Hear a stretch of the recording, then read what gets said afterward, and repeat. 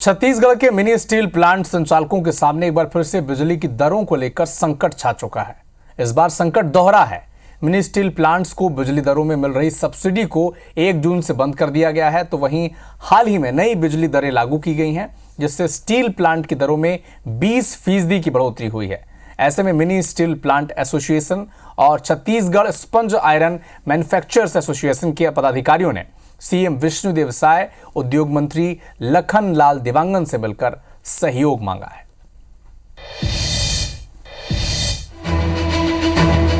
जिंदगियों को रोशन करने वाली बिजली हो या हर जरूरत में काम आने वाला स्टील, छत्तीसगढ़ राज्य सभी के उत्पादन में सबसे आगे है। लेकिन बावजूद इसके यहाँ के उद्योग संकट के दौर से गुजर रहे हैं। ऐसा नहीं है कि उन्हें बिजली नहीं मिल रही है या रॉ मटेरियल कम है।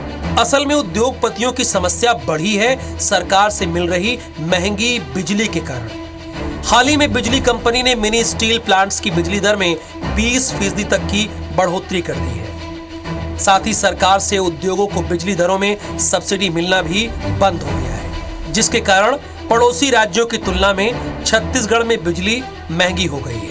इस मामले में सरकार से दखल देने की मांग को लेकर Chhattisgarh state mini plant association और CGSIMA के पदाधिकारी सीएम विष्णुदेव साय और उद्योग मंत्री लखन लाल देवांगन से मिले हैं। सीएम साहब से ये आग्रह किया है कि सर हमको किसी भी रूप में सब्सिडी दीजिए आप, और हमको ₹1.40 की सब्सिडी दे करके ही हमारे उद्योग चल पाएगा, नहीं तो हमारे उद्योग चलने में असंभव है। तो सीएम साहब ने हमारी बातों को अच्छे से सुना है।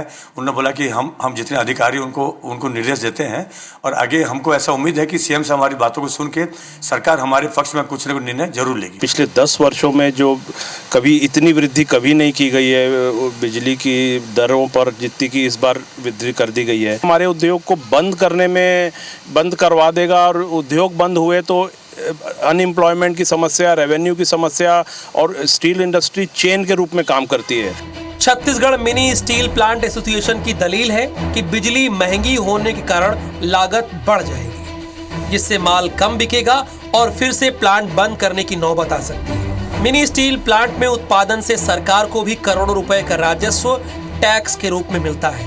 अगर उद्योग बंद होंगे तो सरकार को भी टैक्स के रूप में मिलने वाली बड़ी राशि का नुकसान होगा।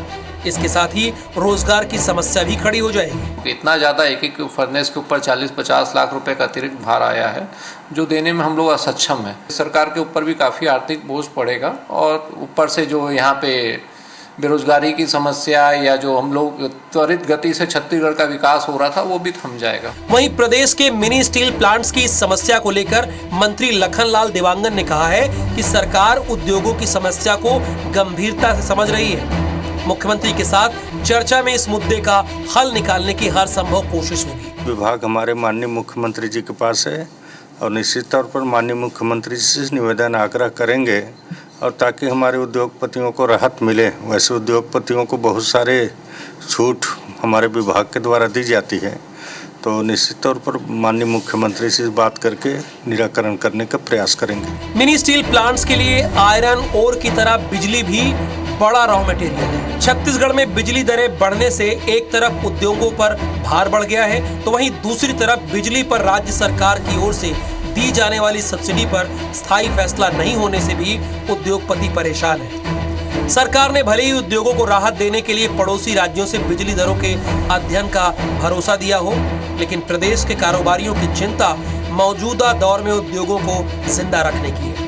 देखना होगा कि बढ़ी हुई बिजली दरों और सब्सिडी बंद होने के मुद्दे पर मिनी स्टील प्लांट्स को कब तक राहत मिल पाती है। Star Jain, IBC 24 Raipur.